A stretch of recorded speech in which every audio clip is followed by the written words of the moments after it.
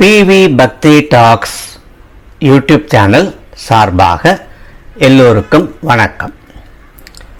யுகம் என்ற சொல் இந்து மதத்தில் பயன்படுத்துவது எதற்கு என்றால், பொதுவாக காலத்தின் வயதை குறிக்க பயன்படுத்தப்படுகிற சொல் யுகம்.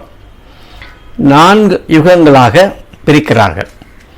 முதலாவது கிருத்த யுகம் அல்லது சத்திய யுகம், இரண்டாவது திரேதா யுகம், மூன்றாவது துவாபர யுகம், நான்காவது கலியுகம். இதில் கிருத்த யுகத்தில், அதாவது சத்திய யுகத்தில் வாழ்ந்த மனிதர்கள் அறிவு, தியானம், தவம் இவற்றில் சிறந்து விளங்கினார்கள். இரண்டாவது சொல்லக்கூடிய திரேதா யுகத்தில் யஜ்ஞம் செய்வது சிறப்பு வாய்ந்தது. உதாரணமாக அஸ்வமேத யாகம் என்ற ஒன்று. இந்த அஸ்வமேத யாகம் என்பது ஒரு பெரிய வேள்வியாகும். ஒரு நாட்டின் அரசன் தனது அரச குதிரையை, தனது வெற்றி கொடியை அதன் முதுகு பகுதியில் கட்டி நாடு முழுவதும் திரிய விடுவான். அந்த குதிரையுடன் அரசனோ அல்லது அவனது அரச பிரதிநிதியோ பெரும் படையுடன் உடன் செல்வார்கள். அதை பிடித்து மடக்கும் வேற்று அரசன் மேல் படையெடுப்பு நடத்தி அவனை வெற்றி கொண்டபின் குதிரை மேலும் தொடர்ந்து செல்லும். மற்ற மன்னர்கள் எல்லாம் அவனது ஆட்சியை ஏற்றுக்கொண்ட பிறகு சக்கரவர்த்தி என்று தன்னை பிரகடனப்படுத்திக் கொள்வான்.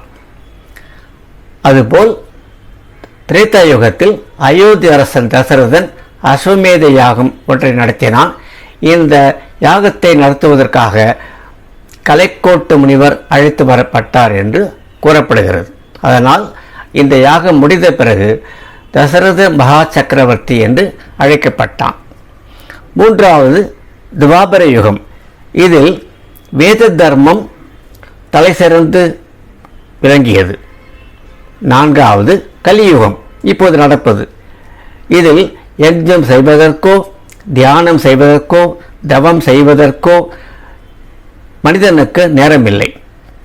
அதனால் மகாவிஷ்ணு கூறுவது என்ன என்றால், இந்த கலியுகத்தில் பகவானது திருநாமத்தை சொன்னாலே போதும் புண்ணியம் கிடைக்கும். ராம ராம என்று சொன்னாலும் சரி, கிருஷ்ண கிருஷ்ண என்று சொன்னாலும் சரி, அல்லது சிவ சிவா என்றாலும் சரி, அல்லது கோவிந்தா என்றாலும் சரி. ஆக இப்படிப்பட்ட நாமாவளியை மனிதன் நினைத்தாலோ அல்லது அந்த சொற்களை சொன்னாலோ நிச்சயமாக அவனுக்கு கிடைப்பது புண்ணியம், அதாவது மோட்சம் என்பது. இவைதான் 4 யுகங்கள். இரண்டாவது மகாவிஷ்ணுவின் அவதாரங்கள் என்று குறிக்கப்படுவது 10, அதாவது தசாவதாரம்.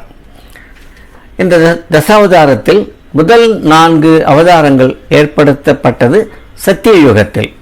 அதாவது 4வது அவதாரமான நரசிம்ம அவதாரம் முடிந்தது சத்திய யுகத்தில். திரேதா யுகத்தில் 3 அவதாரங்கள்: வாமன அவதாரம், பரசுராம அவதாரம், ஸ்ரீராமர் அவதாரம். துவாபர யுகத்தில் கிருஷ்ண அவதாரம், கலியுகத்தில் கலி பகவான் என்று கூறப்படுகிறது. இவைதான் இந்த 4 யுகங்கள். அதே சமயம் கால வரையறை எடுத்துக்கொண்டால் கலியுகம் இருப்பது 4,32,000 வருடங்கள் என்று எடுத்துக்கொண்டால், திரேதா யுகம் அதைவிட 2 மடங்கு, அதாவது 8,64,000 வருடங்கள். மூன்றாவது துவாபர யுகம், இது கலியுகத்தை விட 3 மடங்கு, அதாவது 12,96,000 வருடங்கள். சத்தியயுகம் என்று சொல்லும்போது இது கலியுகத்தை விட 4 மடங்கு, அதாவது 17,28,000 காலம் என்று, வருட காலம் என்று குறிக்கப்படுகிறது. இவைதான் ஒரு யுகத்தின் நிலைமை. ஒரு யுகம் சொல்லக்கூடிய 4 யுகங்கள் கடந்த ஒரு காலம் முடிந்த பிறகு இந்த பிரபஞ்சம் அழிந்து விடுகிறது. மறுபடியும் பரபிரம்மத்தால், அவருடைய அருளால் பிரம்மா மறுபடியும் இந்த 4 யுகங்களை ஒவ்வொன்றாக படைக்கிறார் என்று வரலாறும் சாஸ்திரங்களும் கூறுகின்றன. மேற்கொண்டு பார்ப்போம். வணக்கம். பிவி பக்தி டாக்ஸ் யூடியூப் சேனல்